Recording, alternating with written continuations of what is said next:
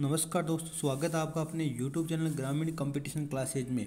मैं मंगला शर्मा लेकर आया हूं आपके लिए मैथ्स पेडागोजी के क्वेश्चन सीरीज। जैसा कि आपको पता है, साइकोलॉजी क्वेश्चन सीरीज भी हमारी चल रही है और इसी के साथ साथ हम मैथ्स पेडागोजी के और मैथ टीचिंग मेथड के क्वेश्चंस करने वाले हैं और दिन के 15 क्वेश्चन हम करेंगे। और ये 250 क्वेश्चन की सीरीज है जो पिछली परीक्षाओं में क्वेश्चन बार बार पूछे जाते हैं और पिछली सीटेट, रीट, आरटेट में बार बार सेकंड ग्रेड फर्स्ट ग्रेड में पूछे गए हैं। वो प्रश्न है 251 क्वेश्चनों की सीरीज है और दिन के हम 15 क्वेश्चन करेंगे।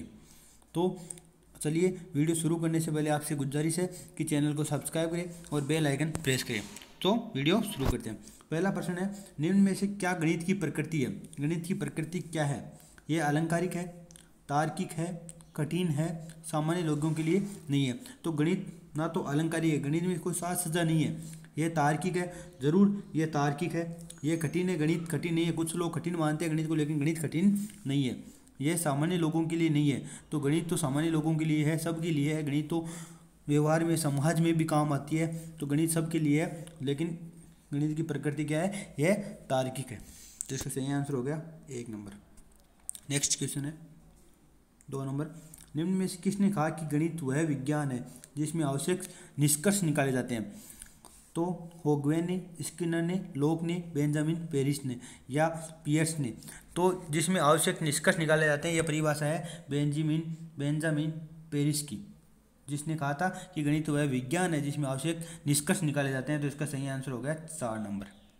नेक्स्ट प्रश्न है, बालक के सर्वांगीण विकास के लिए गणित विषय का अन्य विषयों से सहसंबंध होना चाहिए, क्योंकि इससे छात्रों का दृष्टिकोण विस्तृत बन जाता है। सही बात है। छात्र संचित ज्ञान से नए ज्ञान का संबंध जोड़ता है। अगर दो विषयों का सहसंबंध होगा तो वह एक ज्ञान से दूसरे ज्ञान का या नए ज्ञान का संबंध जोड़ता है। तो यह भी सही हो गया।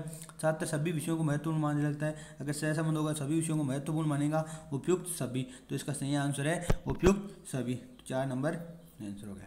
नेक्स्ट प्रश्न है 4 नंबर। गणित के नियम व निष्कर्ष होते हैं वस्तुनिष्ठ, सार्वभौमिक, 1 और 2 दोनों, इनमें से कोई नहीं। तो गणित के नियम निष्कर्ष वस्तुनिष्ठ और सार्वभौमिक दोनों होते हैं। वस्तुनिष्ठ का मतलब क्या हो गया कि किसी भी परिणाम या निष्कर्ष या नियम पर व्यक्तिगत रुचि या अरुचि का प्रभाव ना पड़े, वो कहलाता है वस्तुनिष्ठ। व्यक्तिगत रुचि या अरुचि का प्रभाव नहीं पड़ना चाहिए। जैसे 5 और 4 9 होते हैं, तो इस पे हम अपनी मर्जी से, अपनी रुचि से इसको 10 नहीं कर सकते। ये नहीं कि हमको 10 16 जल्दी याद होता है तो इसलिए 10 कर दिया, ये नहीं हो सकता। दूसरा बात, ये सार्वभौमिक होता है।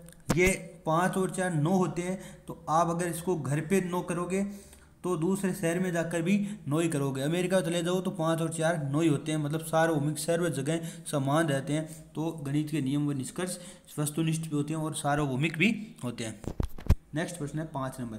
विद्यार्थी गणित की संकल्पनाओं, सिद्धांतों के अर्थ को समझता है। यह अधिगम के किस उद्देश्य की प्राप्ति है? कौशल की, पूर्व ज्ञान की। कौशल की प्राप्ति तो है नहीं, कोई चित्र वगैरह बनाए तो कौशल की प्राप्ति होती है। पूर्व ज्ञान नहीं है। अनुप्रयोग, अगर संकल्पनाओं और सिद्धांतों को समझ रहा है, अर्थ को समझ रहा है, तो इसमें अनुप्रयोग नहीं करा। अनुप्रयोग होता है अगर संकल्पनाओं और सिद्धांतों का दूसरी जगह प्रयोग करता तो अनुप्रयोग होता। तो इसका सही आंसर हो गया अवबोधन। यह सिद्धांत और संकल्पनाओं के अर्थ को समझ रहा है, इसका मतलब अवबोध कर रहा है। तो इसका सही आंसर हो गया 4 नंबर। नेक्स्ट प्रश्न है, गणित को कहा जाता है विद्यार्थियों का दुश्मन। गलत बात। शक्तिशालियों की शक्ति। गलत बात। मन की भाषा, यह भी नहीं है। और मस्तिष्क का व्यायाम। तो गणित को मस्तिष्क का व्यायाम कहा जाता है। आपको भी पता होगा कि गणित की कैलकुलेशन करने से दिमाग की बत्ती जल जाती है, सुना होगा आपने। उसको मस्तिष्क का व्यायाम कहा जाता है। मस्तिष्क का व्यायाम होता है गणित। नेक्स्ट प्रश्न है, यह परिभाषा है, योजना एक उद्देश्यपूर्ण क्रिया है जिसे मन लगाकर सामाजिक वातावरण में पूरा किया जाता है। गणित शिक्षण की योजना विधि की उक्त परिभाषा किसने दी?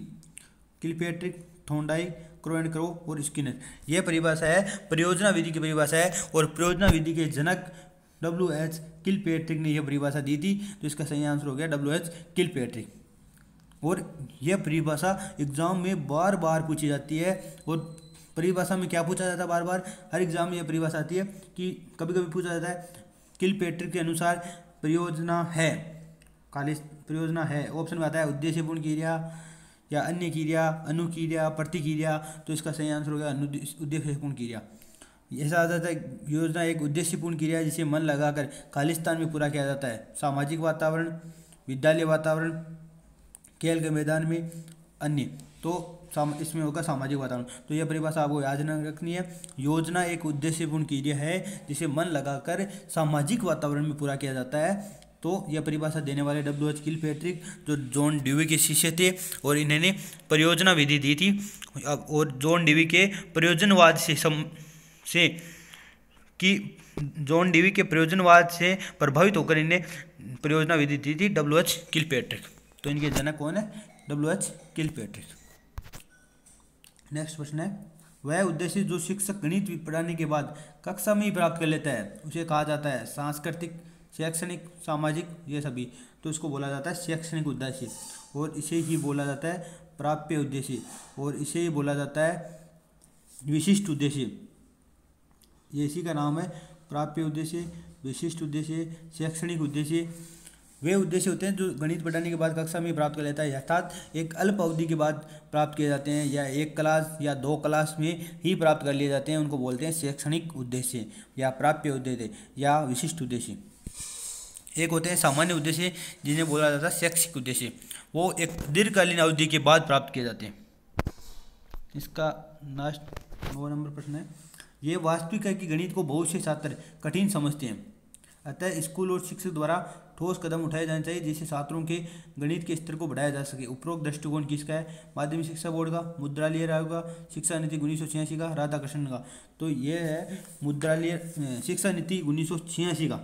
इसका सही आंसर क्या है? शिक्षा नीति 1986 में ये कहा गया था कि गणित को बहुत से छात्र कठिन समझते हैं और स्कूल और शिक्षक द्वारा ये कदम उठाने चाहिए कि छात्रों के गणित के स्तर को बढ़ाया जा सके, और अनिवार्य कर दिया गया शिक्षा नीति 1986 में। नेक्स्ट प्रश्न है 10 नंबर, गणित शिक्षण में शिक्षक को निम्नलिखित बातों पर ध्यान नहीं देना चाहिए। व्यवहारिक जीवन से विषय का संबंध हो, इस बात पर ध्यान देना चाहिए कि गणित शिक्षण में शिक्षक को इस बात पर ध्यान देना चाहिए कि व्यवहारिक जीवन से विषय का संबंध हो। मानसिक शक्तियों का विकास हो, इस पर भी ध्यान देना चाहिए। दार्ढ्य प्रतिष्ठा का उपाय हो, इस पर भी ध्यान देना चाहिए। आनंद की प्राप्ति ना हो, तो आनंद की प्राप्ति हो, इस बात पर ध्यान देना चाहिए। और इसमें पूछा नहीं देना चाहिए, तो इस बात पे आनंद की प्राप्ति ना हो, इस बात पे ध्यान नहीं देना चाहिए। बात किस पे देना चाहिए? कि आनंद की प्राप्ति हो।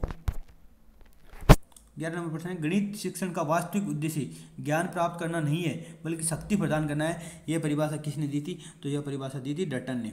याद रखना, गणित शिक्षण का वास्तविक उद्देश्य ज्ञान प्राप्त करना नहीं बल्कि शक्ति प्रदान करना है। तो यह परिभाषा देने वाले हैं डटन। नेक्स्ट प्रश्न है, व्यवहारिक गणित का भाग है संख्याओं का हिसाब लगाना।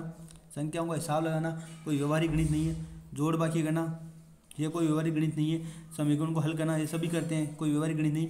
बैंकों की कार्य प्रणाली की जांच करना ये है, बैंकों की कार्य प्रणाली की जांच करा है, तो ये व्यवहारिक गणित है, व्यवहार में काम आने वाली है। बैंकों की कार्य प्रणाली की जांच है, व्यवहारिक गणित है। तो इसमें सही आंसर होगा बैंकों की कार्य प्रणाली की जाँच करना। ये एग्जाम में आया हुआ है और इसमें बैंकों की कार्य प्रणाली की जाँच करना सही आंसर है। गणित मापन, परिमाण तथा दिशा का खालिस्तान है। तो गणित मापन का, परिमाण और दिशा का विज्ञान है। गणित को विज्ञान कहा जाता है, मापन, परिमाण तथा दिशा का। नेक्स्ट प्रश्न है, गणित के अध्ययन से एक बच्चे में निम्न से किस गुण का विकास होता है? आत्मविश्वास का, आत्मनिर्भरता का, तार्किक सोच का, ये सभी का। तो गणित के अध्ययन से एक बच्चे में सभी गुणों का विकास होता है। आत्मविश्वास का विकास होता है, आत्मनिर्भरता का विकास होता है, तार्किक सोच का विकास होता है, ये सभी। नेक्स्ट प्रश्न है, एनसीएफ 2005 मानता है कि गणित में सोचने एवं तर्क का एक निश्चित तरीका निहित है। नीचे दिए कथनों में से वह कथन चुनिए जो उपरोक्त सिद्धांत का पालन नहीं करता। उसे पढ़ाने की विधि में सोचने एवं तर्क का एक निश्चित तरीका होता है। पढ़ाने की विधि पर डिपेंड करता है। आंकिक प्रश्नों को हल करने के लिए विद्यार्थियों को निर्धारित सूत्र बताना। पाठ्य पुस्तकों में प्रयुक्त सामग्रियों के लिखने का तरीका।